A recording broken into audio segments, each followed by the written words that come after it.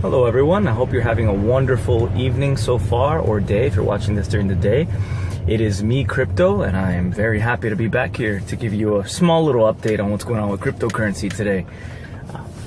So, I'm just going to get right into it. The first thing I want to mention is that yesterday I screwed up and I talked about how I went to Etheroll, which is a gambling on Ethereum site that is having a crowd sale where you can buy tokens that will reward you when people use their Ethereum gambling site, where you place a bet, and if the number that is rolled is less than the number you betted on, you get a reward based on the probability chance of that number being under the number you had betted on. Anyway, so yeah, I talked about how I wasn't sure I was ready to invest in the crowd sale because I found it difficult to bet, even though I thought I had some money inside my MetaMask Ethereum wallet. But luckily the developers went on and left me a comment that kind of filled in where my gaps in knowledge were and what problems I was having. So basically, as a lot of you guys know, there's a test network that runs for Ethereum before anything officially goes live, and it's called the Ropsten test network.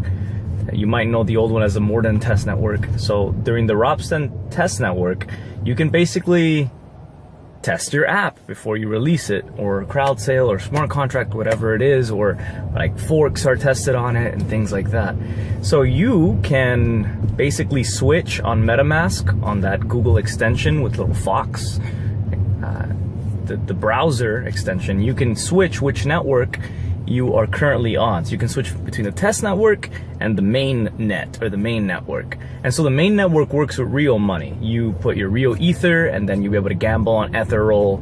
But Etheroll, pardon me. So Etheroll actually isn't live yet. So they're only functioning right now in the test network. So the problem was, I tried to go, and I'm sure many of you have had the same issue, to Etheroll and try to bet using the regular main network. So what you got to do is you got to click on your Fox, enter your password. On the top left, you'll see it'll say mainnet. Just click on that, switch over to test network, and then you'll probably have like very little Ether. You might have like 0 Ether in there, but you'll basically try to go ahead and place a bet for whatever you want, for like 0.1 Ether or 50 Ether, whatever you want to do on the test network on Etheroll.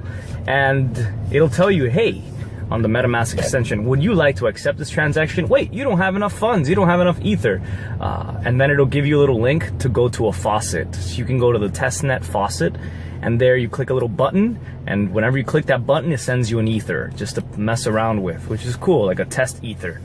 So after you do that, you can go ahead and try your chances on Etheroll. So I went ahead and picked up like 6 testnet Ether, and then I did a little bet. I think I put it around 68% chance that I would win, probability. And then you have to wait like 3 blocks in the Ethereum network before it tells you the results. And then it'll tell you like 1 block remaining, 2 blocks remaining, whatever it is, and then it won't allow you to place a bet until this concludes. Then once it concludes, it'll tell you like basically finalizing result, and it'll show you what the number and the outcome that you rolled was.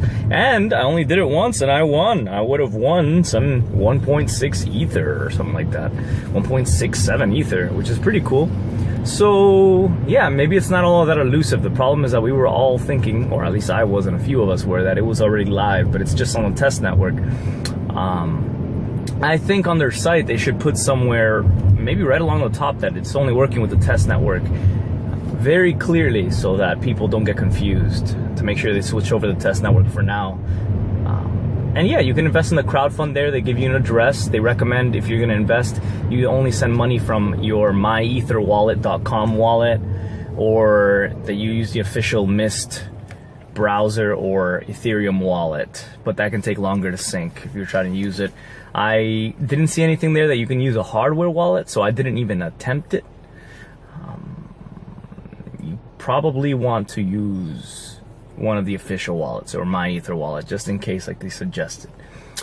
and they send you the tokens directly to your account, and then you have to go where it says watch token, and then you enter the contract details. You have to go to the Etheroll site to see all this. They give you more in detail, and then you watch the token for Etheroll, and you'll see how much DICE tokens you have, basically invested in the crowdfund.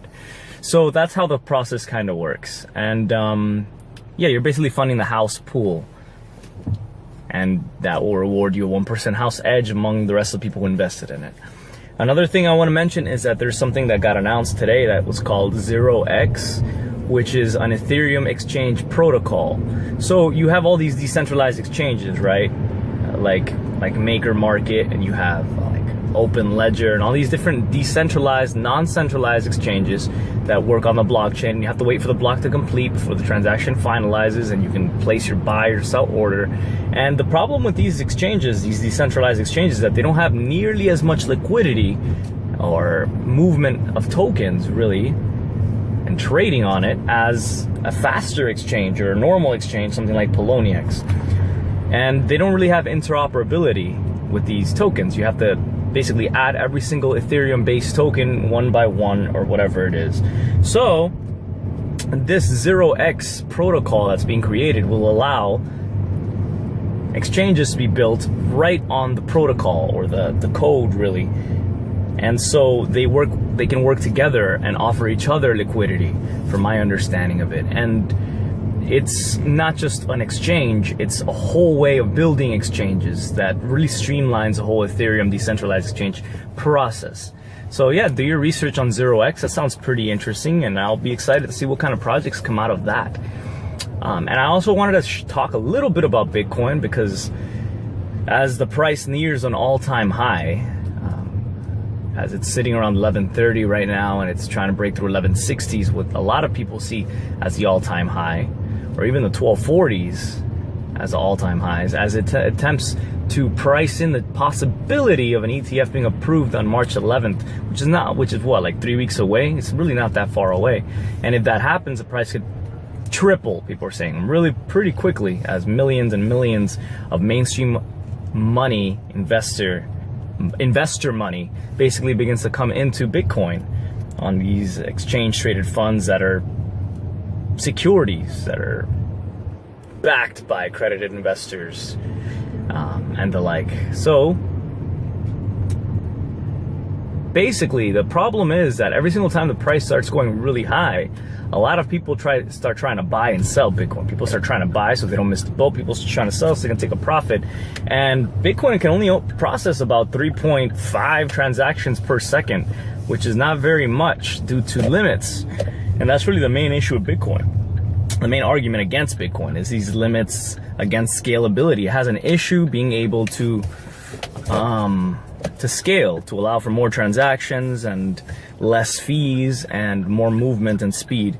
So that's why you see Bitcoin Unlimited and Bitcoin Classic and all these different options for how to move Bitcoin forward.